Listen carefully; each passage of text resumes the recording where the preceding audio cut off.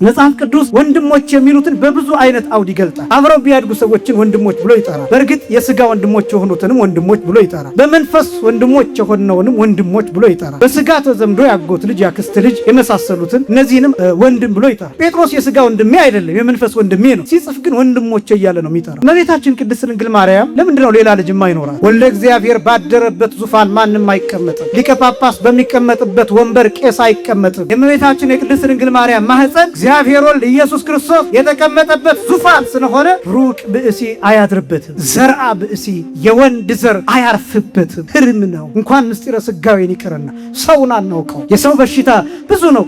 በየጊዜው ብዙ አይነት በሽታ አለ አይደል? በየጊዜው ብዙ አይነት ባህሪ፣ በየጊዜው ብዙ አይነት ጠባይ ይፈጠር የለ? ብዙ አይነት እጽዋት፣ ብዙ አይነት እንስሳት፣ ብዙ አይነት አራዊት፣ ብዙ አይነት ዕውቀት፣ ብዙ አይነት ጥበብ አለ። እንኳን ምስጢረ ሥጋዌ በጣም ብዙ ያልደረስንባቸው ነገሮች አሉ። የኛ አካል ራሱ ተመርምሮ ያልተደረሰበት አለ። ሐኪሞች የተለያየ የሆኑ ከአንገት በላይ የአይን፣ የጆሮ፣ የአጥንት፣ የቆዳ ስፔሻሊስት ምናምን እየተባሉ እነዚህ ሁሉ አልደረሱበት። የሰው ልጅ ራሱ ያልተደረሰበት ነው። ገና የሚበልጥ የሚያንሰውን ይጥለዋል፣ የሚበልጥ የሚያንሰውን ያሸንፋል። የሚበልጠው የዓለም መዳን ጥበብ ነው፣ ግን አልተነገረም። ቢነገር ዓለም ያልፋል። ይሄ በድንግል ማርያም ማህፀን ብቻ የተወሰነ ይሄ ምስጢረ ሥጋዌ ይሄ ዓለምን የሚያሳልፈው ምስጢር የምንለው የዓለም ማጥፊያ መሳሪያ ምናምን እያልን ምንደሰኩረው አለ አይደለም? አቶሚክ ቦምብ፣ ኒውክሊየር ቦምብ እያልን ምንጠራቸው አሉ አይደለም? አንድ ከተማ ሙሉ ሊያጠፋ ይችላል ብለን ምንተማመንባቸው ነገሮች አሉ አይደለም? ከዚህ በላይ እጥፍ በሆነ አቅም ይሄ ቃል ቢነገር ዓለምን ያሳልፈዋል። ዓለም የተፈጠረበትን ጥበብ አስቡ። የክርስቶስ ሞት ዝም ብሎ አይደለም። ክርስቶስ እንደሞተ እኛ ምን ሞታለን? ክርስቶስ እንደተነሳ እኛ ምን እንነሳለን? ክርስቶስ እንዳረገ እኛ ምን እናደርጋለን? እመቤታችን ሞትን ድል አድርጋ ተነስታለች። በማን ምክንያት? በጌታ ምክንያት። ክርስቶስ ባይነሳ እመቤታችን አትነሳም። በነገራችን ላይ የክርስቶስ ትንሣኤ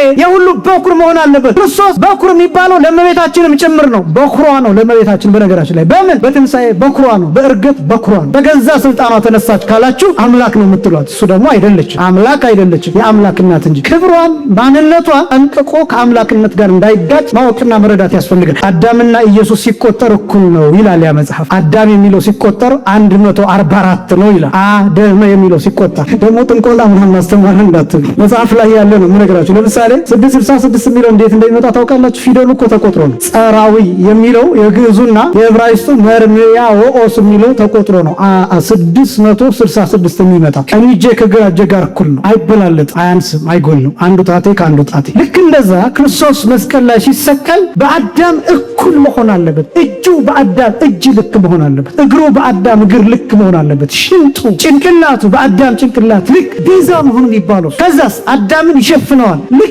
በሱ ትክክል ለሆነው ጥይት ሲተኮስ የሚመታው ፊት ለፊት ያለውን ነው፣ ከኋላ ያለውን አያገኘውም። ለምን? ከፊት ለፊቱ ያለው በሰውየው እኩል ቆሟል። እናትህን ነዋት፣ ወንድሞችህን ነው ሲባል ክርስቶስ ትምህርቱን አቋርጦ ቢሆን ኖሮ ዛሬ እኔ አንድ ሰው መጥቶ ፈልጌህ ነበር ቢለኝ ድምፅ መጉሊያውን አስቀምጬ ወጣ ነበር።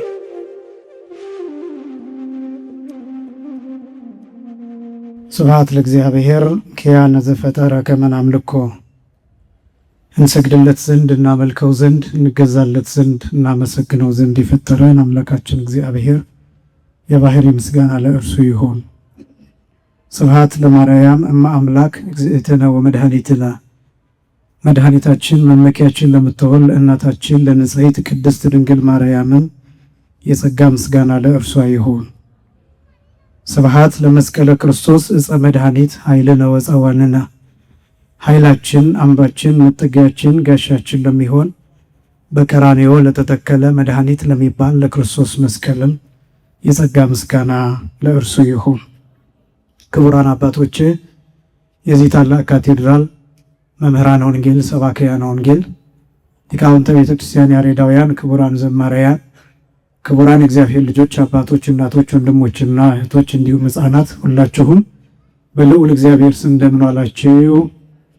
እንደምን አመሻችሁ? አምላካችን እግዚአብሔር በዚህ ዕለት በዚህ ሰዓት በዚህ ቅዱስ ቦታ ተገኝተን ቅዱስና ሕያው ዘላለማዊ የሆነውን ቃሉን እንድንሰማ ስለፈቀደልን ስሙ ለዘላለም የከበረ የተመሰገነ ይሁን። የሊቃውንት አምላክ የምስጢር ባለቤት የቅዱሳን ፈጣሪ የአባቶቻችን አምላክ እግዚአብሔር በመካከላችን ተገኝቶ ምስጢርን ጥበብን እንዲገልጥልን የእርሱ ቅዱስ ፈቃድ ይሆንልን። ለተወሰኑ ደቂቃዎች ከአየሩ ጠባይ አንጻር እናቴ ማናት በሚል ርዕስ ቆይታ እናደርጋለን። ኃይለ ቃሉን የማነሳው የማቴዎስ ወንጌል ምዕራፍ 12 ቁጥር 48 ላይ የሚገኝ ቃል ነው። ይህንን ቃል መነሻ ያደረኩበት ምክንያት በሁለት ምክንያት ነው። አንደኛ ዛሬ 21 ስለሆነ የእመቤታችን የቅድስት ድንግል ማርያም ወርሃዊ በዓል የሚከበርበት በመሆኑ ነገረ ማርያምን እንድናነሳበት ነው።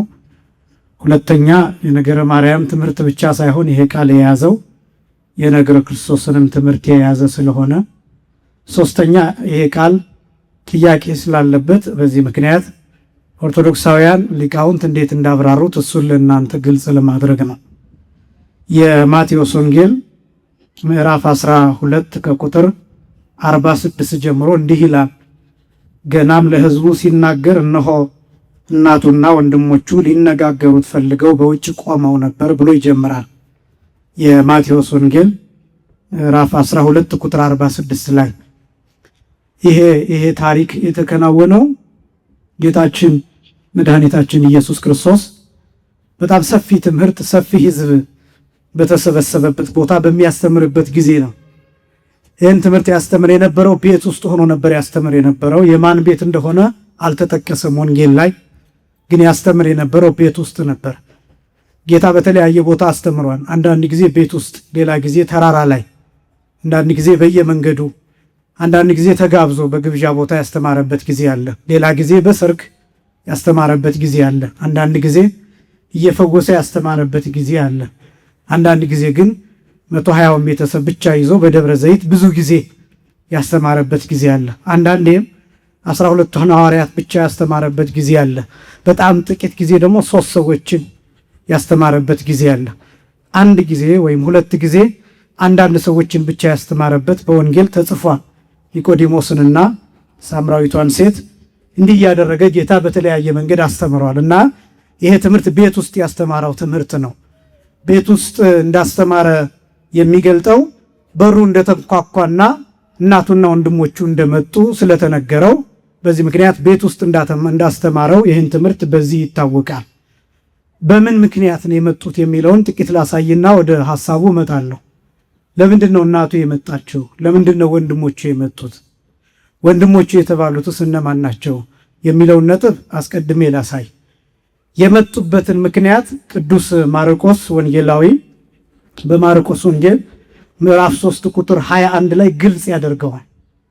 ለእመቤታችን የተነገራት ነገር አለ። ስለ ጌታ የተነገራት ጌታ በጣም ብዙ ጊዜ 3 ዓመት ከ3 ወሩን ያስተምር የነበረው በኢየሩሳሌም ነው። እንደምታውቁት ናዝሬት ነው ያደገው። ናዝሬትና ኢየሩሳሌም የተለያዩ ቦታዎች ናቸው። የተለያዩ የተራራቁ ስፍራዎች ናቸው። እነዚህን ቦታዎች በደንብ ማጥናት ይፈልጋል። የተወለደበት ቦታ የት ነው? ያደገበት ቦታ የት ነው? ያስተማረበት ቦታ የት ነው? ከዛ የተሰቀለበት ቦታ የት ነው? ከዛ የተቀበረበት ቦታ የት ነው? ከዛ ያረገበት ቦታ የት ነው? ዳግም ለፍርድ የሚመጣበት ቦታ የት ነው? እነዚህን ጠንቅቆ ማወቅ ይገባል። ወንጌል ስትሰሙ እነዚህ ነገሮች በደንብ ምክንያቱም የምንናገረው ነገር ግልጽ እንዲሆን ስዕሉ እንዲመጣ እነዚህን ጠንቅቆ ማወቅ ይገባል እና በናዝሬት አይደለም ብዙ ጊዜ ጌታ ያስተማረው በቅፍርናሆም እና በኢየሩሳሌም ነው እና ጌታ ያስተምር የነበረው ይህንን ትምህርት በኢየሩሳሌም ነው እና እመቤታችን ቅድስት ድንግል ማርያም የሰማችው ወንጌሉ ሲገልጠው አማርኛው መጽሐፍ ቅዱስ እንዲህ ብሎ ይገልጠዋል። አበደ ብለዋቸዋል ነው የሚለው ክርስቶስን ማለት ነው። ለእናቱ የተነገራት አበደ የሚል ቃል ነው የተነገራት። ወንድሞቹን ይዛ የመጣችበት ምክንያት ለዚህ ነው። ግዕዙ እስመ ስሕወ ልቡ ይቤልዎሙ ይላል። ልቡ ወለቀ፣ ልቡ ቀለጠ ብለዋቸው ነው ይላል። ለምንድን ነው አበደ ብለው የነገሯቸው? ለምንድን ነው ልቡ ቀለጠ፣ ልቡ ወለቀ ብለው የነገሯቸው? ለምንድን ነው ቢባል ጌታ ያለማቋረጥ ያስተምር ነበር። ያለማቋረጥ ብፁዓን እያለ ልቡ እስኪፈርስ ድረስ ያስተምር ነበር። ይፈውስ ነበር፣ አያርፍም ነበር። ሌሊት አብዛኛውን ይጸልይ ነበር። ወንጌሉ እንደሚገልጠው ይሰግድ ነበር። እንቅልፍ ጌታችን መድኃኒታችን ኢየሱስ ክርስቶስ የሚተኛቸው ሰዓታት በጣም ጥቂት ሰዓታት ናቸው። ለዚህ ነው ታንኳ ላይ መርከብ ላይ ሲያንቀላፋ የምትመለከቱት ወንጌል ላይ የተጻፈው። ለዛ ነው የሚያድርበት ቦታ የሚመች አይደለም። ድንጋይ ተንተርሶ ደገፍ ብሎ ነው። ጌታ 3 ዓመት ከ3 ወር በነበረበት ጊዜ አልጋ ላይ ተኝቶ አያውቅም። እንኳን አልጋ ላይ መተኛት ይቅርና ቤት ውስጥ አድሮ አያውቅም። ቤት ውስጥ አድሮ አያውቅም። ያድር የነበረው በደብረ ዘይት ዋሻ በደብረ ዘይት ተራራ ነው። የትም ቤት ራሱ እንደገለጠው ለቆናጽልኒ ግበብቦሙ ለአይዋፍኒ ምጽላል ቦሙ ለቀበሮች ጉድጓድ አላቸው፣ ለወፎችም መጠለያ ጎጆ አላቸው። ለወልደ እጓለ እመሕያው ሳልቦቱ ሀበያ ሰምክርሶ ለሰው ልጅ ግን ራሱን የሚያስጠጋበት ጠማማ ደሳሳ ጎጆ እንኳን የለውም እንዳለ ራሱ እንደገለጠው ጌታ ቤት ውስጥ አላደረም 3 ዓመት ከ3 ወር። እኛ ዝናብ እንሰቀቃለን፣ እኛ ብርድ እንሰቀቃለን፣ እኛ ነፋስ ያሰቅቀናል፣ እኛ ሌሊት ከቤት ተነስተን መተን ማስቀደስ ያስጨንቀናል፣ መቁረብ ያስጨንቀናል፣ እኛ ስለ ኃጢአታችን ንስሐ መግባት ያስጨንቀናል። ክርስቶስ 3 ዓመት ከ3 ወር ልክ እንደ ውሻ በተራራ ኩርትም እያለ ድንጋይ ተንተርሶ ነበር የሚተኛው። አልጋ ላይ ተኝቶ አያውቅም፣ ቤት ውስጥ አድሮ አያውቅም። ወደ መጨረሻው ጊዜያት ሊይዙት በፈለጉ ጊዜ ነበር ቢታንያ በእነ አልዓዛር ቤት ያድር የነበረው። እሱም ጊዜው እስኪደርስ ሐሙስ እስኪደርስ ድረስ ከሆሳዕና ጀምሮ አልዓዛርን ከሙታን ከቀሰቀሰ በኋላ አጥልቀው ይፈልጉት ስለነበር እስከ ሐሙስ ማታ ድረስ ያድር የነበረው በቢታንያ ነበር፣ በእነ አልዓዛር ቤት ነበር ያድር የነበረው። ሐሙስ ግን ጊዜው ሲደርስ ማታ ላይ እዛው ደብረ ዘይት ተገኘ፣ መጡ፣ ያዙት፣ ምክንያቱም ፈቃዱ ስለነበረ። ከዛ ውጭ ግን 3 ዓመት ከ3 ወር ውጭ ነበር የሚያድረው። ይህን ማስታወስ ይገባል። እንዴት እንደተንከራተተ ማወቅ ይገባል። ጌታችን መድኃኒታችን ኢየሱስ ክርስቶስ 3 ዓመት ከ3 ወር ሙሉ ደብረ ዘይት ያድር የነበረበት ምክንያት የገነት ደጆች ተብለው ከሚጠሩት አንዱ ደጅ ደብረ ዘይት ነው ይላል ቀሌምንጦስ ሲናገር። ደብረ ዘይት ማለት የወይራ ተራራ ማለት ነው። ገነት 3 ደጃፎች አሏት ይላል ቀሌምንጦስ በመጽሐፈ ቀሌምንጦስ ላይ። አንዱ ደብረ ዘይት የሚገኝ ነው ይላል። ጌታችን ለምንድን ነው 3 ዓመት ከ3 ወር በደብረ ዘይት የቆየው ቢባል ይላል የገነት 3ኛው ደጅ አዳም የወጣበት ደጅ፣ ሔዋን የተባረረችበት ደጅ፣ መልአክ ሰይፍ ይዞ የቆመበት ደጅ ደብረ ዘይት ነው ይላል። ገነት ምድር ላይ ነው ያለችው። ገነት ራሷ ቁጥሯ ከምድር ነው፣ ነገር ግን ከፍ ያለች ቦታ ናት። በእመተ ጸጋ ስትሰፈር 15 ክንድ ከመሬት ወደ ላይ ከፍ ትላለች፣ ግን ምድር ናት። በምስራቅ በኩል ያለች ናት። ይህች ግን እንደ ፎቅ ሆና በአጠቃላይ በዚህ ዓለም የምትገኝ ግን የተሰወረች ናት። 15 አህጉራት እንዳሏት ቀሌምንጦስ ይናገራል። 15 አህጉራት። የኛ ዓለም እንደምታውቁት በ7 አህጉር የተከፈለ ነው።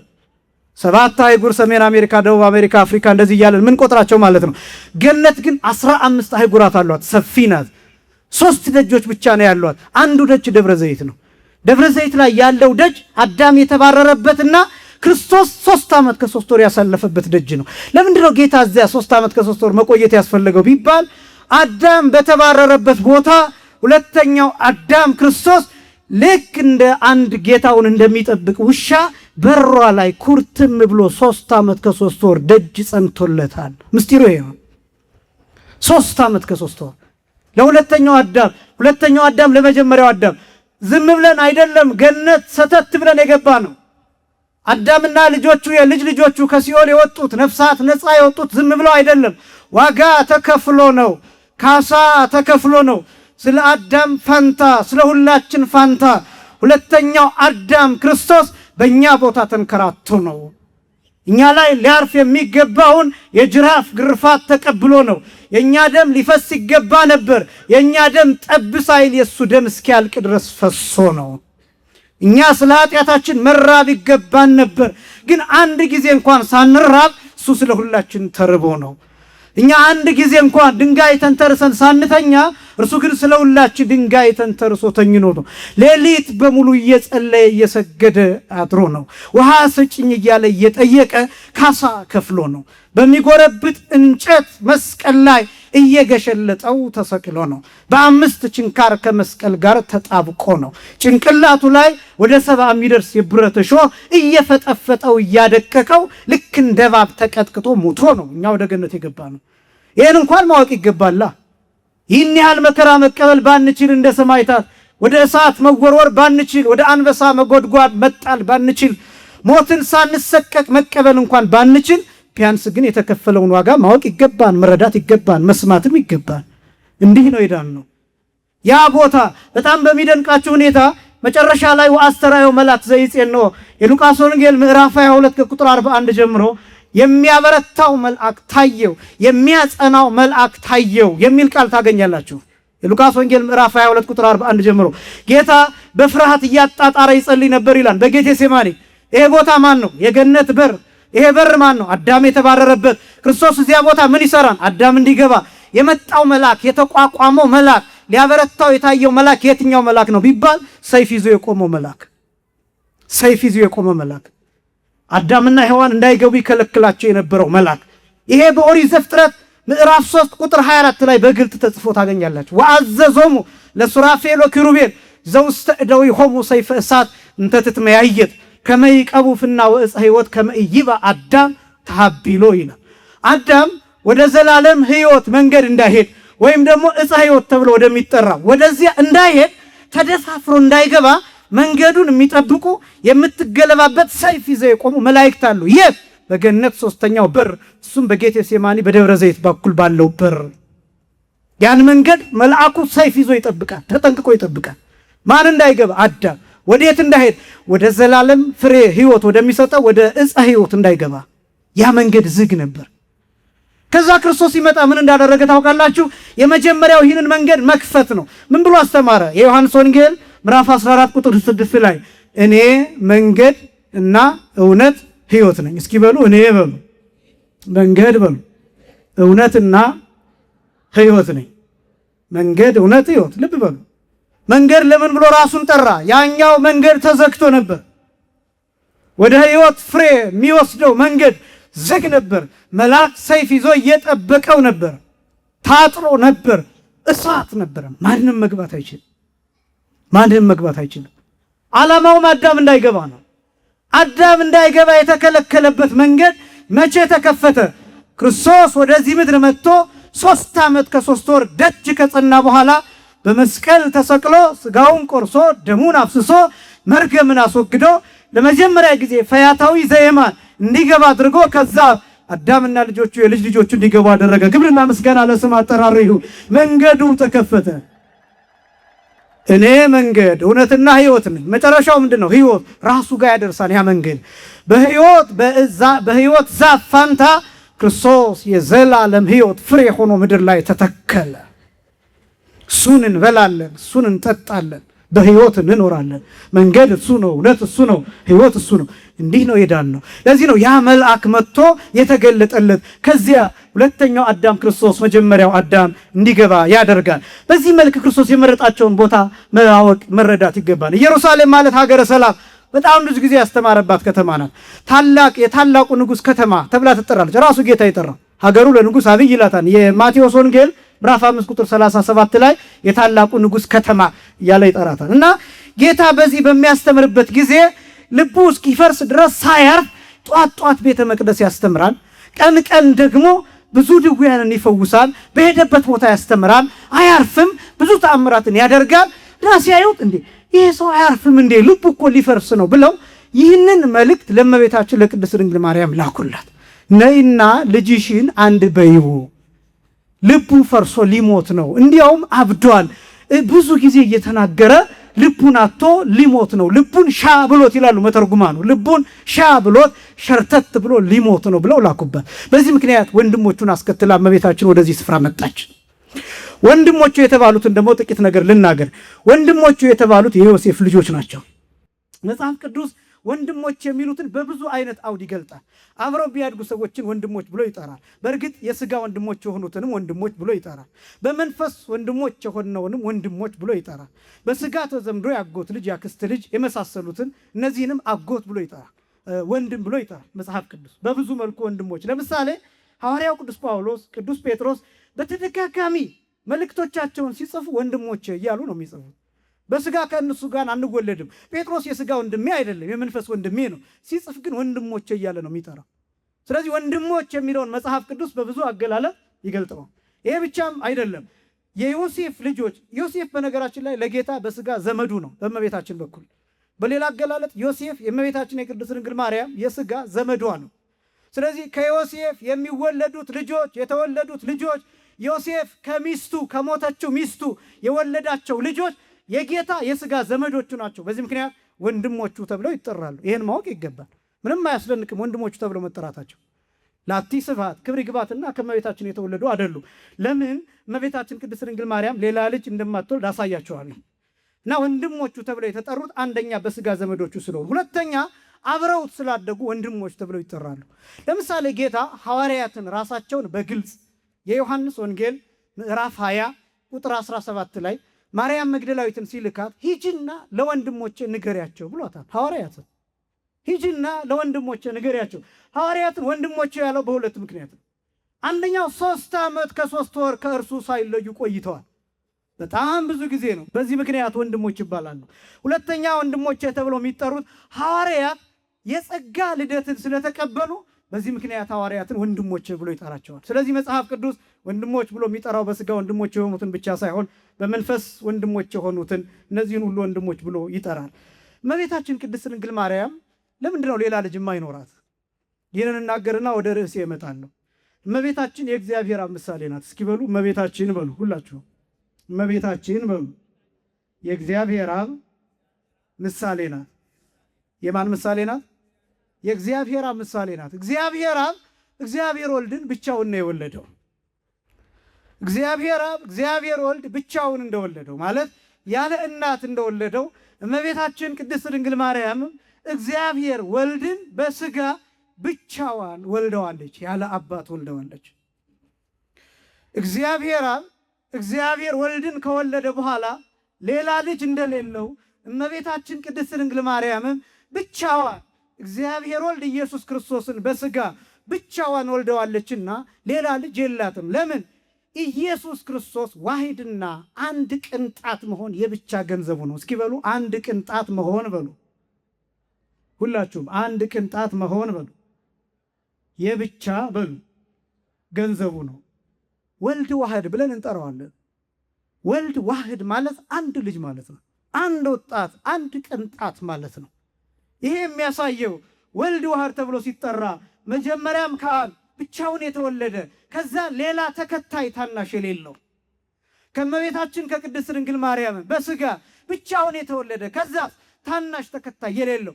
ይሄ ብቻም አይደለም፣ ትንቢት አለ። ትንቢተ ሕዝቅኤል ምዕራፍ 44 ከቁጥር 1 ጀምሮ እንደተዘጋ እንዲኖር ማህፀኗ የድንግል ማርያም ማህፀን እንደታጠረ እንዲኖር እንደተቀጠረ እንዲኖር ዝግ ሆኖ እንዲኖር የታወጀ አዋጅ፣ የተነገረ ትንቢት፣ የተሰጠ ሕግ አለ። ከኃያላን ፈጣሪ ከእግዚአብሔር ወልድ ከኢየሱስ ክርስቶስ በቀር ማንም አይገባበትም። ሕርም ነው። አውደ ማህፀኗ አስቀድሞ በትንቢት ታጥሯል፣ በብጻት ተቀጥሯል። ወልደ እግዚአብሔር ባደረበት ዙፋን ማንም አይቀመጥም። ሊቀ ጳጳስ በሚቀመጥበት ወንበር ቄስ አይቀመጥም። ንጉሥ በሚቀመጥበት ወንበር ራስ፣ ቀኛዝማች፣ ግራዝማች፣ ፊት አውራሪ አይቀመጥበትም። አለቆች በሚቀመጡበት ወንበር ቄሰ ገበዝ፣ ሊቀ ዲያቆን አይቀመጡም። ልክ ያ ወንበር ተከብሮ ባዶውን እንደሚቀመጥ ሁሉ ልክ እንደዚያ የእመቤታችን የቅድስት ድንግል ማርያም ማህፀን እግዚአብሔር ወልድ ኢየሱስ ክርስቶስ የተቀመጠበት ዙፋን ስለሆነ ሩቅ ብእሲ አያድርበትም። ዘርአ ብእሲ የወንድ ዘር አያርፍበትም። ሕርም ነው፣ የተከለከለ ነው፣ የታጠረ ነው፣ የተቀጠረ ነው። ማህፀኗ ብቻ አይደለም፣ እመቤታችን ራሷ በወንድ እጅ አትዳሰስም። ምክንያቱም የብጻት ልጅ ናት እመቤታችን፣ የስለት ልጅ ናት እመቤታችን። ልክ እንደ ወለተ ዮፍታሔ ናት። እንደ ዮፍታሔ ልጅ፣ እንደ መስፍኑ ዮፍታሔ ልጅ ናት። ያቺ ወንድ ሳይነካት ነው የሞተችው። ወንድ ሳይነካት መስዋዕት ሆና ነው የሞተችው። ያቺ የዮፍታሔ ልጅ ተስሎ በጦርነት ጊዜ ድል ያደረኩ እንደሆነ ወደ ቤቴ ስመለስ ቀድሞ የተቀበለኝን እሰዋልሃለሁ ብሎ ቃል ተናገረ። በግ ነበረው። ያ በግ ይመጣን ድምፄን ያውቀዋል፣ ያ ብቅ ሲል እሱን አርዳለሁ መስዋዕት አደርጋለሁ ብሎ ነበር። የመጣው ግን በጉ አይደለም፣ አንዲት ልጁ ናት የመጣችው። አንዲት ልጁ። ያችን አንዲት ልጁን ተመለከታት። አይሰርክኒ ወለትየ፣ ልጄ ሆይ አጎሳቆልሽኝ፣ አዋረድሽኝ፣ ነገር ግን አፌን ከፍቻለሁ ለእግዚአብሔር አላት። ምን ብለህ አለችው። ቀድሞ የሚቀበለኝን እሰዋለሁ እያለሁ አላት። ግድ የለም እንኳን አንተ በደህና መጣህ ድል አደረግክ እንጂ ችግር የለውም፣ እኔን የተናገርከውን አድርግብኝ አለችው ልጅቱ። ከተወሰኑ ቀናት በኋላ ልጁን ሰዋት፣ አረዳት፣ በእሳትም አቃጠላት። ጓደኞቿ ይላል በዓመት 4 ጊዜ እየተሰባሰቡ ሙቾ ያወርዱላት ነበር ይላል መጽሐፈ መሳፍንት ምዕራፍ 11 ከቁጥር 40 ጀምሮ። እና መጽሐፍ ቅዱስ ይገልጣታል። ያቺ ሴት የሞተችው ድንግል እንደሆነች ነው ይላል። ወንድ አታውቅም ነበር ይላታል። ያቺ ሴት አሁንም ድንግል ናት። ለምን ሞታለች? እመቤታችንስ የዘላለም ድንግል የምትባለው ለምንድን ነው? ለኃጢአት ሞታለች፣ ለዚህ ዓለም ሞታለች፣ ለነውር ሞታለች። ለጽድቅ ግን ሕያዊት ናት። ለእግዚአብሔር ፈቃድ የተሰጠች ናት። ለእግዚአብሔር ፈቃድ ሕይወቷ የተቃጠለ ነው። ዘመኗ የተሰጠ ነው። የእግዚአብሔር ሰይፍ ፈቃድ ሰይፍ አልፎባታል። ቃል ሰይፍ አልፎባታል። ከዚህ ዓለም ለይቷታል። ስለዚህ እመቤታችን ቅድስት ድንግል ማርያም ብፅዕት ተብላ የምትጠራው ለዚህ ነው። ክብርና ምስጋና ለአምላካችን ይሁን። የተለየች ሴት ናት እመቤታችን። ስለዚህ እመቤታችን የብፅዓት ልጅ ናት። አውደ ማኅፀኗ አስቀድሞ በትንቢት የታጠረ በብፅዓት የተቀጠረ በወንድ እጅ የማትዳሰስ ሆና የምትገለጠው ለዚህ ነው። ስለዚህ እመቤታችን ቅድስት ድንግል ማርያም የእግዚአብሔር ምሳሌ ናት። አንድ ነገር ልንገራችሁ። ሊቃውንቱ ሐዋርያት እመቤታችንን የጠየቁበት ጊዜ አለ። እንዴት አድርገሽ ጌታን ጸንሰሽ ወለድሽው ብለው የጠየቁበት ታሪክ አለ እና ሐዋርያት ከእመቤታችን ጋር ትኖር ነበር እና እመቤታችንን ሲያዩት 3 ክንድ ከስንዝር ቁመት ነው ያላት እና ጌታን ደግሞ እየሰበኩ አልጨረሱትም። ገና ያልተረዱት ብዙ አለ፣ ተናግረ ያልጨረሱት ብዙ አለ። ስለዚህ ይጨነቁ ነበር ሐዋርያት እና እንዴት አድርገሽ ጸንሰሽ ወለድሽው ብለው ጠይቀዋታል እመቤታችን። እኛ እንደዚህ ሰብከን ያልጨረስነውን አንቺ ግን በማኅፀንሽ ተሸክመሽዋል። 9 ወር ከ5 ቀን በማኅፀንሽ ችለሽዋል። ከዛ ደግሞ ወልደሽው በድንግልና ጡት አጥብተሽዋል። በክንድሽ አቅፈሽዋል። በጀርባሽ አዝለሽዋል። ይዘሽው ተሰደሻል። ሲርበው አብልተሻል። ሲጠጣው አጠጥተሻል። ሲናገር ተረድተሽዋል እና እንዴት አድርገሽ ነው ጸንሰሽ ወለድሽው ብለው እመቤታችንን ጠይቀዋታል። እና እመቤታችን አይሆንላችሁም አለቻቸው። አይሆንላችሁም፣ ይህንን በነግራችሁ ይህን ምስጢር ልትሸከሙት አትችሉም አለቻቸው። መጽሐፍ ይናገራል። አባ ሕርያቆስ ሲናገር ኢይበጽሖ ህሊና ሰብ ይላል። የሰው ሐሳብ አይደርስበትም ይልና ወኢዘ መላእክት አእምሮ፣ የሰው ይቅርና የመላእክት እውቀት እንኳን አይደርስበትም ይላል። አይመረመርም። በነገራችን ላይ ምስጢረ ሥጋዌ በድንግል ማርያም ማኅፀን የተከናወነው በነገራችን ላይ ምንም ነገር አልተናገርንም። አንችልም። መናገር ስለማንችል ብቻ አይደለም፣ ማወቅም አንችልም። ማወቅ ምንችለው መናገር ምንችለው አለማወቃችንን ብቻ። ምክንያቱም ዓለም የተፈጠረበት ጥበብ፣ ዓለም የዳነበት ጥበብ፣ ዓለም ከተፈጠረበት ጥበብ ይበልጣል። ይሄን አቅም ማወቅ ይገባል። በነገራችን ላይ በተለይ ወጣቶች ወንድሞችና እህቶች ጥቂት ነው የምናውቀው፣ ጥቂት ነው። በጣም ብዙ ለመመርመር ጥረት ባረጋችሁ ቁጥር ባዶ እንደሆናችሁ ታውቁታላችሁ። ሐዋርያው ቅዱስ ጳውሎስ ይናገራል። እመቦ ዘይብል አይመርኩ ይላል፣ አዲ ኢያእመረ ዘይደልዎ ያእምር ይላል። አውቃለሁ የሚል ሰው ቢኖር ማወቅ የሚገባውን ገና አላወቀም ይላል። እንኳን ምስጢረ ሥጋዌን ይቅርና ሰውን አናውቀው። የሰው በሽታ ብዙ ነው። በየጊዜው ብዙ አይነት በሽታ አለ አይደለም? በየጊዜው ብዙ አይነት ባህሪ፣ በየጊዜው ብዙ አይነት ጠባይ ይፈጠር የለ? ብዙ አይነት እጽዋት፣ ብዙ አይነት እንስሳት፣ ብዙ አይነት አራዊት፣ ብዙ አይነት እውቀት፣ ብዙ አይነት ጥበብ አለ። እንኳን ምስጢረ ሥጋዌ በጣም ብዙ ያልደረስንባቸው ነገሮች አሉ። የኛ አካል ራሱ ተመርምሮ ያልተደረሰበት አለ። ሐኪሞች የተለያየ የሆኑ ከአንገት በላይ የአይን፣ የጆሮ፣ የአጥንት፣ የቆዳ ስፔሻሊስት ምናምን እየተባሉ እነዚህ ሁሉ አልደረሱበትም። የሰው ልጅ ራሱ ያልተደረሰበት ነው ገና እንኳን ምስጢረ ሥጋዌ እና እመቤታችን ቅድስት ድንግል ማርያም የተሸከመችው ጥበብ እጅግ በጣም ረቂቅና ሰፊ ነው። ሐዋርያት የግድ የለም ንገሪን ብለው ከመጓጓታቸው የተነሳ እመቤታችንን በጣም ጨቀጨቋትና ነገረቻቸው የተወሰነው እና ስትጀምር ምን ትላቸዋለች? ወመጽአ ግሩም መልአክ ወገሰሰ አጽፎ ዘየማን ወኮነ ህብስተ ሕይወት በሊኦ አብልዓኒ ወገሰሰ አጽፎ ዘጸጋም ወኮነ ጽዋዕ ሕይወት ሰትዮ አስተየኒ። ቀድሞ ከማውቀው የተለየ ግሩም መልአክ ወደ እኔ መጣ። የቀኝ ልብሱን ዳሰሰው፣ የልብሱን ጫፍ ነካው፣ ዳቦ ሆነ፣ የሚበላ ሆነ፣ በልቶ አበላኝ። ወኮነ ጽዋዕ ሕይወት ሰትዮ አስተየኒ። የግራ ጫፉን የልብሱን ጫፍ ሲነካው የሚጠጣ የሕይወት መጠጥ ሆነ፣ ጠጥቶ አጠጣኝ። የቤተ መቅደሱ ቅጽሩ አጥሩ ለሁለት ለሶስት ተከፈለ፣ እሳት ከበበው፣ ዝናብ ዘነበ፣ ካፊያ አረሰረሰ ብላ ዋናውን ነገር ልትናገር ስትል መልአኩ ቅዱስ ገብርኤል መጣ ይላል እና መልአኩ ቅዱስ ገብርኤል ለሐዋርያት ምንድን ነው ያላቸው? መርምሩ ያልተባላችሁትን ምስጢር እንመረምራለን ብላችሁ ይህችን ዓለም ያለ ጊዜዋ ልታሳልፏት ነበር ብሎ ግሩም ድምጡን ቢያሰማቸው ሐዋርያት ደንግጠው እንደ ሻሽ ተነጠፉ፣ እንደ ቅጠል ረገፉ ይላሉ መተርጉማኑ። ምክንያቱም ይሄ ቢነገር ዓለም ያልፋል። የሚበልጥ የሚያንሰውን ይጥለዋል፣ የሚበልጥ የሚያንሰውን ያሸንፋል። የሚበልጠው የዓለም መዳን ጥበብ ነው፣ ግን አልተነገረም። ቢነገር ዓለም ያልፋል። ይሄ በድንግል ማርያም ማኅፀን ብቻ የተወሰነ ይሄ ምስጢረ ሥጋዌ፣ ይሄ ዓለምን የሚያሳልፈው ምስጢር የምንለው የዓለም ማጥፊያ መሳሪያ ምናምን እያልን ምንደሰኩረው አለ አይደለም? አቶሚክ ቦምብ፣ ኒውክሊየር ቦምብ እያልን ምንጠራቸው አሉ አይደለም? አንድ ከተማ ሙሉ ሊያጠፋ ይችላል ብለን ምንተማመንባቸው ነገሮች አሉ አይደለም? ከዚህ በላይ እጥፍ በሆነ አቅም ይሄ ቃል ቢነገር ዓለምን ያሳልፈዋል። ዓለምን ያሳልፈዋል። ዓለም የተፈጠረበትን ጥበብ አስቡ። የውቅያኖሱን ጥልቀት አስቡ። የእጽዋቱን ብዛት አስቡ። የሰውን ልጅ ብዛት አስቡ። የመሬትን ስፋትና ጥልቀት አስቡ። ከዚህ እስከ ሰማይ ያለውን ርቀት አስቡ። ከዚህ እስከ ፀሐይ ያለውን አስቡ። ፕላኔቶቹን አስቡ። የተደረሰባቸውን ያልተደረሰባቸውን ፕላኔቶች፣ የታዩ ያልታዩ፣ ይታወቁ ማይታወቁ፣ የተቆጠሩ ያልተቆጠሩ፣ እነዚህን አስቡ። ይህን ጋላክሲ፣ ሌላ ጋላክሲ፣ ዩኒቨርሱን፣ መልቲቨርስስ፣ እነዚህን አስቡ።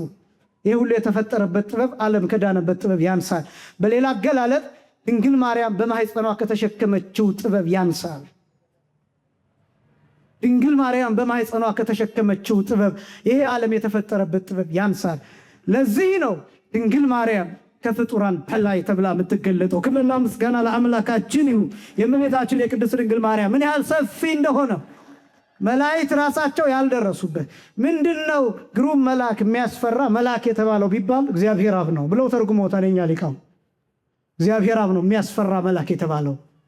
ይሄ የሚያስፈራ መልአክ ቅዱስ ያሬድ ሲገልጠው እንዘ ዘልፈት ነብር ውስተ ቤተ እግዚአብሔር አስተርአያ መልአክ ዘይኮነ ከመ ቀዲሙ ይላል። ሁልጊዜ በእግዚአብሔር ቤት ስትኖር ሳለ እንደ ቀድሞው ያልሆነ መልአክ ታያት ይላል፣ ተገለጠላት ይላል፣ አነጋገራት ይላል። ያ መልአክ የተባለው ማን ነው ቢባል እግዚአብሔር አብ። ለምንድን ነው ከሌሎቹ መላእክት የተለየ ያለችው ቢባል እሷ መላእክትን ታውቃቸዋለች፣ በፊታቸው ከበው ሲያመሰግኑ ታውቃቸዋለች። መላእክት ሲሄዱ ሲመጡ ሲወጡ ሲወርዱ ታውቃለች። ይሄኛው ግን የተለየ ነው፣ ያስፈራል፣ ግሩም ነው። ይህም ደግሞ መልአኩ ቅዱስ ገብርኤል እንዲህ ብሎ የተናገረው ነው። የልዑል ኃይል ይጸልልሻን ያላት ቃል ነው። እሱም እግዚአብሔር አብ ነው። ያ ግሩም መልአክ የተባለው እግዚአብሔር አብ። የቀኝ ጎኑ እንዳሰሰው ዳቦ ሆነ፣ እሱ በልቶ ለእኔ አበላኝ። የግራ ጎኑን እንዳሰጸው የሕይወት መጠጥ ሆነ፣ እሱ ጠጥቶ ለእኔ አጠጣኝ ማለቷ በባህሪው የሚወልደው ልጁን በባህሪዬ እንድወልደው አደረገኝ ስትል ነው ብለው ተርጉመውታል የኛ ሊቃውንት። በቀኝ በኩል ያለውን ልብስ ዳሰሰው፣ ዳቦ ሆነ። ልብስ እንዴት ዳቦ ይሆናል? በግራ በኩል ያለው የልብሱን ጫፍ ነካው፣ የሕይወት መጠጥ ሆነ። የልብስ ጫፍ እንዴት መጠጥ ይሆናል? አንቺ የምትወልጂው የኔ የባህሪ ልጄ ነው ካንቺ የሚወለደው። ሁለተኛው ልደት ካንቺ ነው የሚወለደው። ግን ካንቺ ተወልዶ ህብስት ይሆናል፣ ሚበላ ይሆናል። ካንቺ ተወልዶ ሚጠጣ ይሆናል። አንቺ የምትወልደው ልጅ የምትወልጂው ልጅ ልጄ ነው ብሎ እግዚአብሔር አብ ይህንን ሲገልጥላት ነው። ምክንያቱም ክርስቶስ በማኅፀኗ አካላዊ ስጋን ነፍስን በተዋሃደበት ቅጽበት ያ ስጋ የእግዚአብሔር ልጅ ይሆናል፣ ስጋ የባህሪ አምላክ ይሆናል። ይህንን ምስጢር ሲገልጥ ህብስት ሆነ፣ ጽዋ ሆነ። ምክንያቱም ክርስቶስ ከእርሷ ተወልዶ ሚበላ ሚጠጣ የዘላለም ሕይወት ምግብና መጠጥ ይሆናል። ክብርና ምስጋና ለስም አጠራሩ ይሁን። ይህን ምስጢር እመቤታችን ተሸክማለች። ይህንን መምህር ኤስድሮስ የሚባሉ ሊቅ ደግሞ ብቻ መውለድን ቀምሶ አቀመሰች ስትል ነው ብለው ተርጉመውታል። ይህን የተሳተፈች እመቤታችን ብቻ ነው። ብቻ መውለድን ቀምሶ አቀመሰኝ ማለት ቅድም እንደገለጥኩላችሁ ብቻውን ወለደው፣ ብቻዋን ወለደችው። እግዚአብሔር ወልድ በቀዳማዊ ልደቱ ቅድመ ዓለም ከአብ ብቻውን ተወለደ፣ ያለ እናት ተወለደ። በኋላ ዘመን ከድንግል ማርያም ያለ አባት ተወለደ። ብቻውን ወለደው፣ ብቻዋን ወለደችው። በምድር እናት አለው፣ በሰማይ አባት አለው። ይህ ምስጢር ረቂቅ ነው፣ ዋህድ ነው፣ አንድ ወጣት ነው፣ አንድ ቅንጣት ነው። ይህን ምስጢር ለማሳየት እመቤታችን ቅድስት ድንግል ማርያም ወላዲተ አምላክ ተብላ ትነገራለች። ስለዚህ እመቤታችን አንደበቷ ሳይሆን ማኅፀኗ ተዘግቶ ተቀጥሮ የሚኖርበት ታጥሮ የሚኖርበት ምክንያት ለዚህ ነው። በአንደበቷ ግን እንዲህ ብላ ትናገራለች። ትውልድ ሁሉ ብፅዕት ይለኛል። ክብርና ምስጋና ለአምላካችን ይሁን። ብፅዕት ብለን እናመሰግናለን። ስለዚህ አንዱም እነሆ እናትህ ወንድሞቼ ሊነጋገሩ ፈልገው በውጭ ቆመዋል አለው ይላል። ይህንን የኛ ሊቃውንት ይሁዳ ነው ጉባኤው እንዲፈታ የፈለገ ሰው ነው ይህንን የተናገረው ብለው አብራርተውታልና ከዛ በሩ ሲንኳኳ ብቅ ብሎ ሲያይ እመቤታችንና የዮሴፍ ልጆች ናቸው። አይ እናትህና ወንድሞቼ እየፈለጉህ ነው ብሎ ለጌታ ነገረው። አሁን ጌታ ምንድነው ማለት ያለበት? ጉባኤውን ማቋረጥ አለበት? እናቴና ወንድሞቼ ከጠሩኝማ መውጣት አለብኝ፣ በቃ ደህና አደሩ ብሎ ነው መውጣት ያለበት? እነዚህ ነገሮች ምን ሊያደርጉ ይችላሉ? ጌታችን መድኃኒታችን ኢየሱስ ክርስቶስ የሚያደርጋቸው ነገሮች በሙሉ ለአርአያነት የሚያደርጋቸው ናቸው። ክርስቶስ የመጣው ይላል ቅዱስ ዮሐንስ አፈወርቅ ሲናገር የኛ መተርጉማንም ሲገልጡ ለሁለት ነገር ነው ይላሉ። ለስንት ነገር?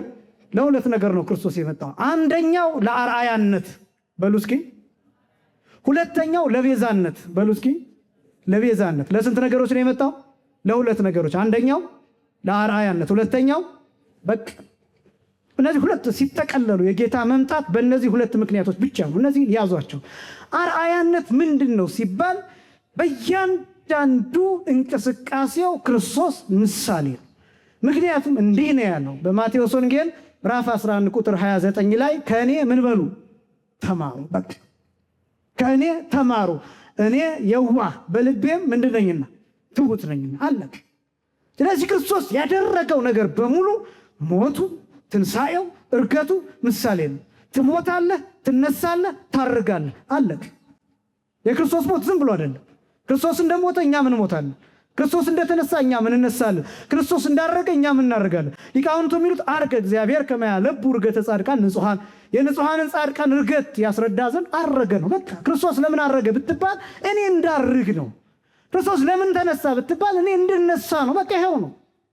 ሞትን ድል አድርጎ አንተም ሞትን ድል ታደርጋለህ። መቼ? በትንሣኤ ዘጉባኤ። እመቤታችን ሞትን ድል አድርጋ ተነስታለች። በማን ምክንያት? በጌታ ምክንያት። ክርስቶስ ባይነሳ እመቤታችን አትነሳም። በነገራችን ላይ የክርስቶስ ትንሣኤ የሁሉ በኩር መሆን አለበት። ክርስቶስ በኩር የሚባለው ለእመቤታችንም ጭምር ነው። በኩሯ ነው ለእመቤታችን። በነገራችን ላይ በምን? በትንሣኤ በኩሯ ነው። በእርገት በኩሯ ነው። ክርስቶስ ባይነሳ ኖሮ፣ ክርስቶስ ባያርግ ኖሮ እመቤታችን መነሳት ማድረግ አትችልም። ለምን? ለመነሳት ለማድረግ ስልጣን የላትም። ለምን? ስልጣን የልጇ ነው። ስልጣን የማን ነው አልኳችሁ? የልጇ ነው። ያስነሳት እንድታርግም ያደረጋት እርሱ ነው። ክብርና ምስጋና ለአምላካችን። ይሄን በደንብ ማወቅ ይገባል። ክርስቶስ ተነሳ አረገ በስልጣን ነው። እመቤታችን ግን ተነሳች አረገች በማን ስልጣን? በልጇ ስልጣን። ይሄን ለይቶ በደንብ ማወቅ ያስፈልጋል። በገዛ ስልጣኗ ተነሳች ካላችሁ አምላክ ነው የምትሏት። እሱ ደግሞ አይደለችም፣ አምላክ አይደለችም፣ የአምላክ እናት እንጂ። ክብሯን ማንነቷ ጠንቅቆ ከአምላክነት ጋር እንዳይጋጭ ማወቅና መረዳት ያስፈልጋል። ስለዚህ ክርስቶስ አርአያ ነው። እግር ሲያጥብ ዝም ብሎ እንዳይመስል አርአያ ነው። ሲጠመቅ ዝም ብሎ እንዳይመስል አርአያ ነው። በምድረ በዳ ሲንከራተት ዝም ብሎ እንዳይመስል አርአያ ነው። የነማን? የባሕታውያኑ አርአያ። ደብረ ዘይት ሲያድር ዝም ብሎ እንዳይመስል አርአያ ነው።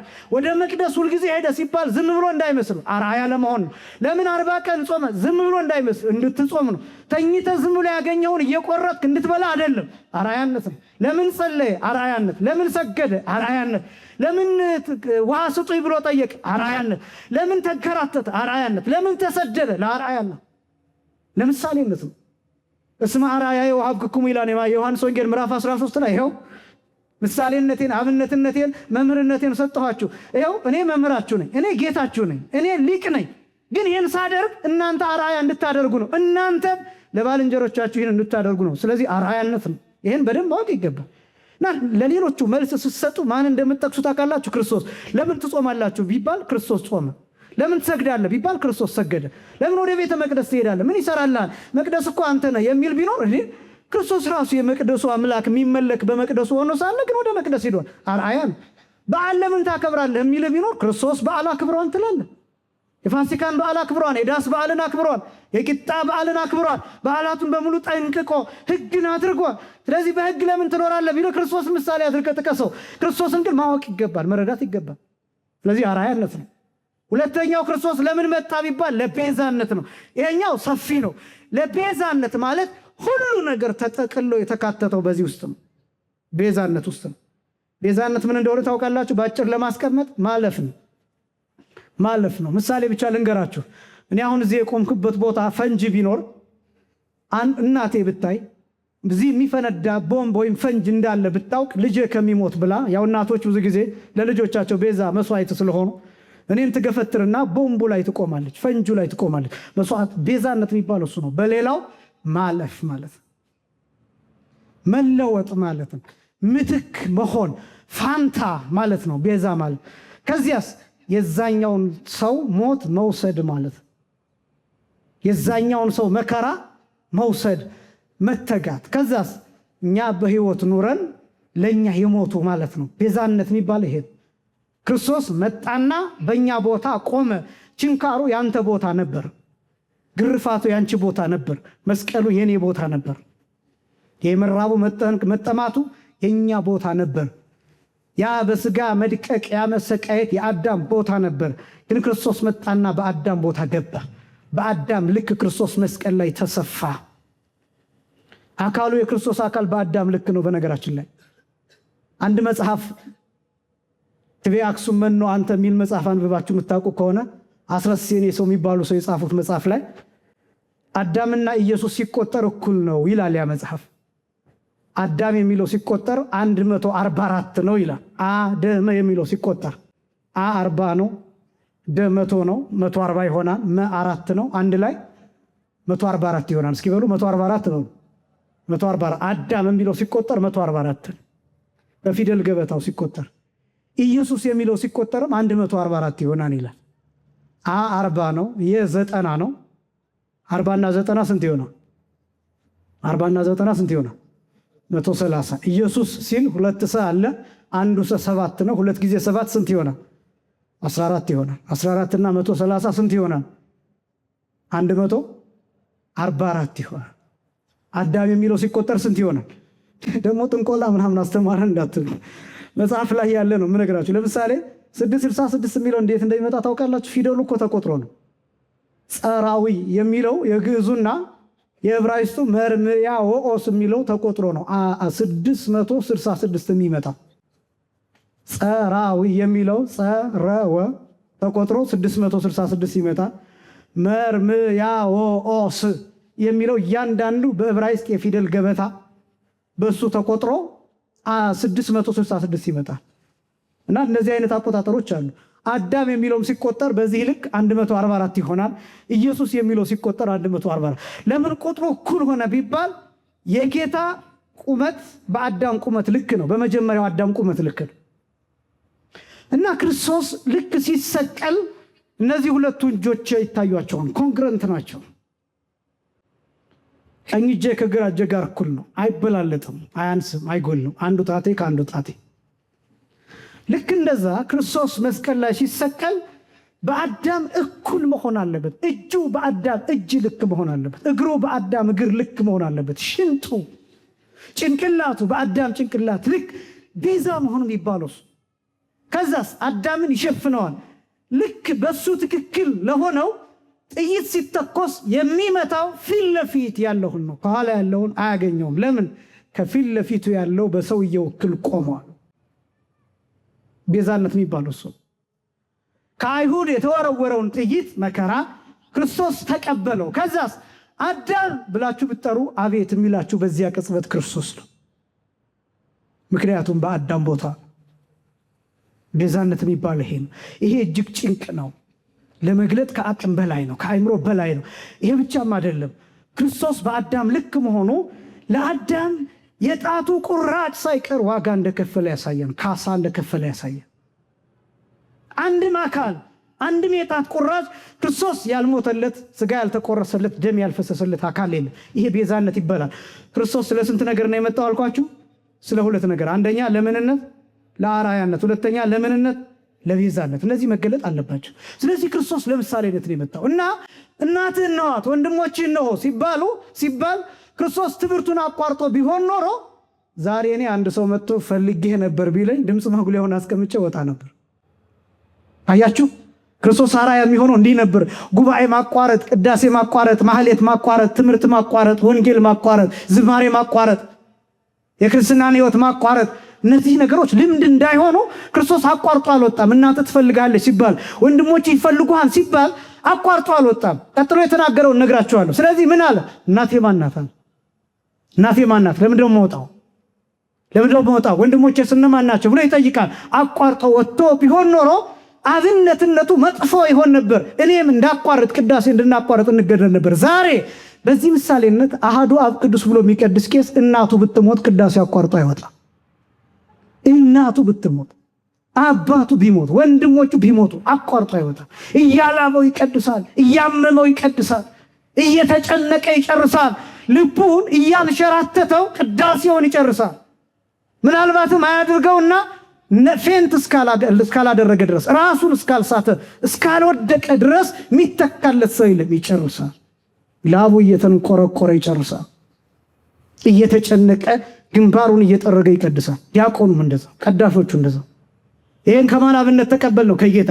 ይሄ ብቻ እንዳይመስላችሁ፣ ይሄስ እናትህ ትፈልግሃለች ወንድሞቼ ይፈልጉሃል ነው የተባለው። ክርስቶስ መስቀል ላይ ሆኖ እናቱ በመከራ በእንባ እየፈለገችው ነበር፣ ያለቀሰች ነበር። ለምን ከመስቀል ዱብ ብሎ አልወረደም?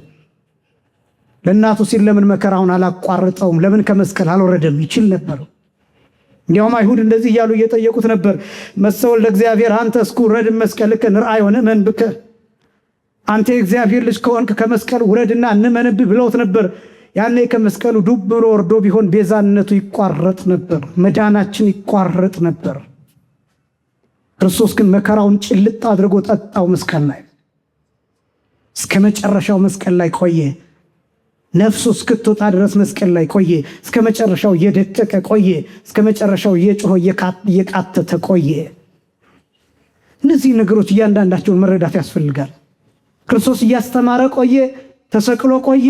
ስለዚህ ጽናትን ለማሳየት ክርስቶስ እናትና ወንድሞች ይፈልጉሃል ሲባል አቋርጦ አልወጣም። ይልቁንም እናቴ ማናት ብሎ ጠየቀ።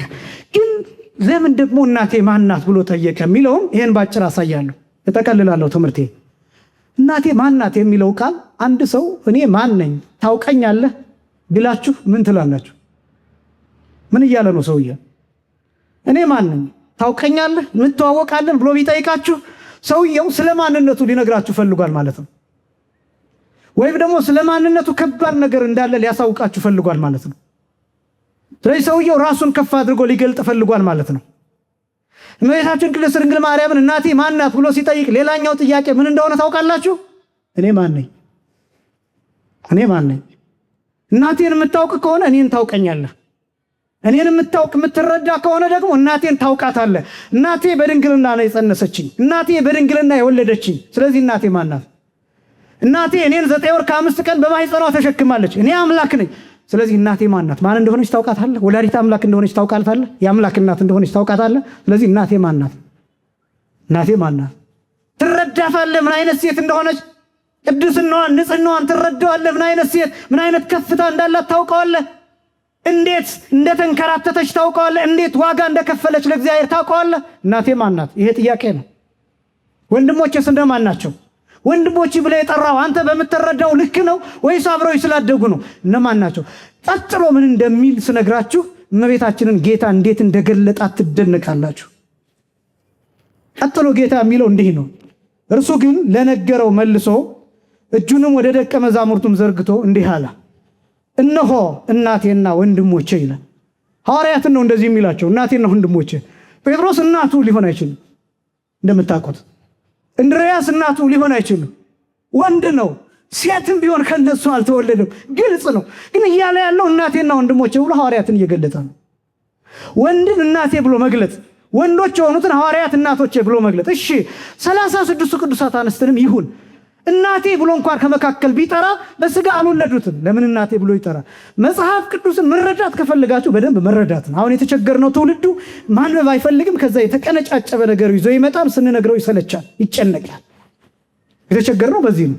እና ከዚህ ነው መጀመሪያ ያለብን። እናቴ ብሎ ከጠራ አሁን አንዳንዱ ሰው እናቴ ማናት ብሎ ስለጠየቀ እመቤታችንን ያቀልላት የሚመስላቸው ሰዎች አሉ። እንዴት እንደገለጣት ነው የሚገርመኝ። ስለ ሐዋርያት አይደለም እየተናገረ ያለው። እናቴና ወንድሞቼ ካለ በኋላ በሰማያት ያለውን የአባቴን ፈቃድ ይላል። እስኪ በሉ በሰማያት በሉ፣ ያለውን በሉ፣ የአባቴን ፈቃድ። የማንን ፈቃድ? በሰማያት ያለውን የአባቴን ፈቃድ። ሐዋርያት በነገራችን ላይ ገና የአባቱን ፈቃድ መፈጸም አልጀመሩም። በዚህ ጊዜ ገና ናቸው። የአባቱን ፈቃድ መፈጸም የሚጀምሩት መንፈስ ቅዱስን ከተቀበሉ በኋላ።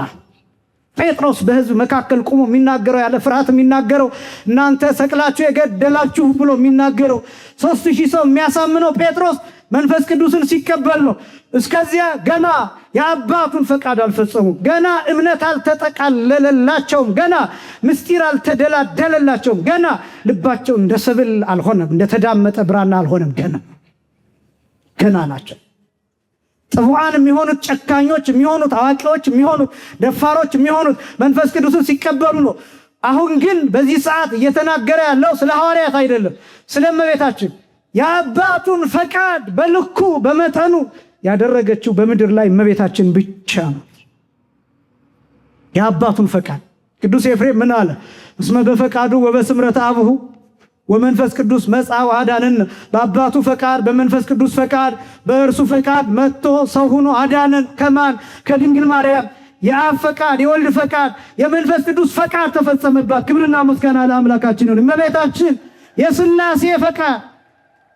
የሥላሴ ፈቃድ የተፈጸመባት እመቤታችን ናት። የመዳናችን ፈቃድ በእርሷ በኩል የሆነ ነው። እነሆኝ ስትል እነሆኝ የጌታ ባሪያው እነሆ ገረዱ ስትል ያን ጊዜ የሰማይ ፈቃድ ተፈጸመ። የአባቱ ፈቃድ ተፈጸመ። ያን ጊዜ የእግዚአብሔር ፈቃድ ተፈጸመ። ያን ጊዜ ቃል ሥጋ ሆነ። ያን ጊዜ ከሰማይ ጠቀሰችው፣ ጠራችው። እነሆኝ ስትል መልአኩ ከእርሷ ሄደ። ግን መልአኩ ከእርሷ ሲሄድ ከሰማይ ግን እግዚአብሔር ወልድ መጣ። ክብርና ምስጋና ለስም አጠራሪው ከድንግል ማርያም ከሥጋዋ ሥጋ ከነፍሷ ነፍስ ነስቶ ሰው ሆነ። የአባቱን ፈቃድ። እኔ ደግሞ በጣም የሚገርመኝን ቃል ልንገራችሁ። የሉቃስ ወንጌል ምዕራፍ 11 ቁጥር 27 ጀምሮ ደግሞ አንድ ቃል ታገኛላችሁ። በዚህ ይጠቀልላለሁ። እመቤታችን እንዴት እንደገለጣት። አንዲት ሴት ጌታ በሚያስተምርበት መካከል እየጮኸች እየተናገረች መጣች። ከሩቅ በጣም ብዙ ሰው ሁሉ እንዲሰማት እየተናገረች መጣች እና ይቺ ሴት ያለችው ምንድን ነው? ብፅዕት ከርስንተ ጾረተከ ወብፁዓት አጥባት ለሐፀናከ የሚል ነው። ድምጿን ከፍ አድርጋ እየተናገረች የመጣችው ምን ማለት ነው? አንተን የተሸከመች ማህፀን የተባረከች ናት፣ ብፅዕት ናት፣ ንዕድ ናት፣ ክብርት ናት። አንተን የሚያጠቡ ያሳደጉ ጡቶች የተባረኩ የተመሰገኑ ናቸው ያለች ይህንን ቃል እየጮኸች እየተናገረች መጣች። አሁን እቺ ሴት የፈለገችው ምንድን ነው? ጥሩ ሴት መጣች፣ እንዴት ያለች ሴት ናት፣ ትልቅ ሰው በእውነት ነው እንዲያመሰግናት ነው የጠበቀችው። በእርግጥ እኔ በሆን ለዛ ላደርግ ይችል ነበር። ይሄ መምህር እንዲህ ያለ ነው እያላችሁ ከመካከላችሁ ብትመጡ ያን ጊዜ እሰይ እንዴት ያለ ትልቅ ሰው ነው በእውነት እላለሁ። ምናልባትም የሚሳደብ ሰው ቢመጣ ደግሞ መንፈስ አለበት ብለን እናባረረዋለን። እና ጌታ ግን ዝም ብሎ አልተቀበለው። ምንድነው ያላት? አዎን አለ እዎ አለና ብፁዓንሰ እለ ይሰምዕዎ ለቃለ እግዚአብሔር ወይም እለ ይሰምዑ ቃለ እግዚአብሔር ወይገብርዎ ወይዐቅብዎ ወይገብርዎ ይላል። ብፁዓን የሚባሉት ግን የእግዚአብሔርን ቃል ሰምተው የማንን ቃል ሰምተው? የእግዚአብሔርን ቃል ሰምተው የሚጠብቁት የሚያደርጉት ናቸው ብፁዓን አላቸው። አሁን ጌታ እንደዚህ ሲል እንዴ ሊቃውንቱ ተርጉመውታል። የተሸከመች ማህፀን ክብርት ናት ሲላ የእመቤታችንን ማህፀን እያመሰገነች ነው። ያጠቡህ ጡቶች የተመሰገኑ ናቸው ብላ ስታመሰግን የእመቤታችን ጡቶች የተባረኩ መሆናቸውን እየገለጠች ነው። ስለዚህ ይህችን ሴት እየነቀፋት ነው ቢሉ አይደለም። ምን እያደረገ ነው? ጌታ ዝም ቢል በአደባባይ ውዳሴ ተፈቅዷል ማለት ነው ምን ሐሳብ እያዘለ አያችሁ። ዝም ቢል ልክ ነሽ ቢል ችግሩ ምንድን ነው የሚሆነው? ይቻላል ማለት ነው። በቃ እያስተማረ የሚያመሰግነው ከመጣ ችግር የለውም። እሱ ምን ችግር አለበት? ውዳሴ ከንቱ ከሰዎች ይፈልጋል፣ ምስጋና ይቀበላል፣ ሌላ ሲሆን ግን አይቀበልም ተብሎ መጥፎ ምሳሌ እንዳይሆን፣ መጥፎ አርአያ እንዳይሆን አብዝተን እኛ የምንመሰጋገነው ምስጋና አለ። ትክክል አይደለም። ከጌታ የተቀበልነውም አይደለም። ገሌ አለቃ ገሌ ጳጳስ እንዲህ እያል 15 ደቂቃ 10 ደቂቃ የምንፈጀው ምስጋና እንዲያውም ኃጢአትም ነው። በነገራችን ላይ ነውር ነው፣ ወንጀልም ነው። ወንጌልንም ማጥፋት ነው፣ ኃጢአት ነው። በነገራችን ላይ ይሄ በእንደዛ ነው መያዝ ያለበት እና ምናልባት እናንተ ይህን ስትሰሙ ሳትሰናከሉ በቃ ዝም ብለው እያደረጉት ነው ብላችሁ ማለፍ ነው። ነውር ነው። አንድን መምህር 10 ደቂቃ መግለጥ ነውር ነው። ገሌ ሊቅ እዚህ ቦታ የተማረ እንደዚህ የሆነ እዚህ ቦታ እንደዛ ቦታ የሚሉት ነገሮች እነዚህ ነውር ናቸው፣ ኃጢአት ናቸው። ይሄ አውደ ምሕረት ክርስቶስ የሚገለጥበት፣ ነገረ ማርያም የሚገለጥበት፣ መላእክት የሚገለጡበት፣ ቅዱሳን ብቻ የሚሰበኩበት ነው እና ክርስቶስ ያንን ምስጋና አልተቀበለም። ስለዚህ መጥፎ አርአያ መጥፎ ምሳሌ እንዳይሆን አሁን አለና ግን የእግዚአብሔርን ቃል ሰምተው የሚጠብቁት ናቸው አለ። የእግዚአብሔርን ቃል ሰምቶ የጠበቀ እንደ እመቤታችን ያለ የለም። ክብርና ምስጋና ለአምላካችን ይሁን። እመቤታችን ቅድስት ድንግል ማርያም የእግዚአብሔርን ቃል ሰምታ የጠበቀች፣ ስለ እግዚአብሔር ቃል ራሷን አሳልፋ የሰጠች፣ ዘመኗን ሙሉ በእግዚአብሔር ቃል የኖረች፣ ሕይወቷን መስዋዕት ያደረገች፣ ልክ እንደ ጧፍ የተቃጠለች፣ ለዚህ ዓለም ኃጢአት ነውር ንውት ሁና ለኃጢአት ሳይሆን ለጽድቅ ሕያዊት ሆና የኖረች እመቤታችን ናት። የእግዚአብሔርን ቃል የጠበቀች። በሌላ አነጋገር የእግዚአብሔር ቃል የተባለ አካላዊ ቃል ኢየሱስ ክርስቶስ ነው። ከእርሷ ከሥጋዋ ሥጋ ከነፍሷ ነፍስ ነስቶ ከእርሷ እንዲወለድ እግዚአብሔር ቃልን የጠበቀችው እመቤታችን ናት። የጠበቀችው ሲባል አምላኩና አምላክን የጠበቀች ለማለት አይደለም። በልኳ ተገኝታ በሚፈልገው ንጽህናና ቅድስና ተገኝታ ለእግዚአብሔር ቃል እናትነት የተገባች የሆነች እመቤታችን ቅድስት ድንግል ማርያም ናት። ስለዚህ እናቴ ማን ናት ብሎ ጠየቀና የሰማያዊ አባቴን ፈቃድ የሚያደርጉ እናቴ ወንድሜን እህቴም ናቸው ብሎ ገለጠ። ይህም እመቤታችን ቅድስት ድንግል ማርያም መሆኗን የሚያሳይ ነው። የመጨረሻው መልእክት ግን እኛም የእግዚአብሔርን ቃል ስንጠብቅ ወንድም ተብለን እህት ተብለን እንጠራለን። ምክንያቱም ሂጂና ለወንድሞቼ ንገሯቸው ባለ መሰረት ጌታ ሐዋርያትን ወንድሞቼ ብሎ እንደጠራቸው እኛም በእምነት የጠነከርን ስንሆን የንስሐ ሰዎች ስንሆን ስጋውን ደሙን ስንቀበል ከመቅደሱ የማንርቅ እውነተኛ ክርስቲያኖች ስንሆን ወንድሞች ተብለን እንጠራለን። በአምላክ ዳዊት እንደተናገረው እነግሮሙ ስመከ ለአኀውየ ስምህን ለወንድሞቼ እነግራቸዋለሁ ብሎ በተናገረው መሰረት ያንን ስም ይዘን አባታችን ሆይ እያልን የምንጸልይ ስንሆን ወንድሞች ተብለን እንጠራለን። በዮሐንስ ወንጌል ምዕራፍ 17 ቁጥር 6 ላይ ወነገርኩ ስመከ ለሰብእ ለእለ ወሀብከኒ እምዓለም ከዓለም ለሰጠኸኝ ሰዎች ስምህን ነገርኳቸው ባለው መሰረት አባት ሆይ አባታችን ሆይ ብለን ስንጠራ ወንድሞች እህቶች ተብለን እንጠራለን። የአንድ አባት ልጆች ነን።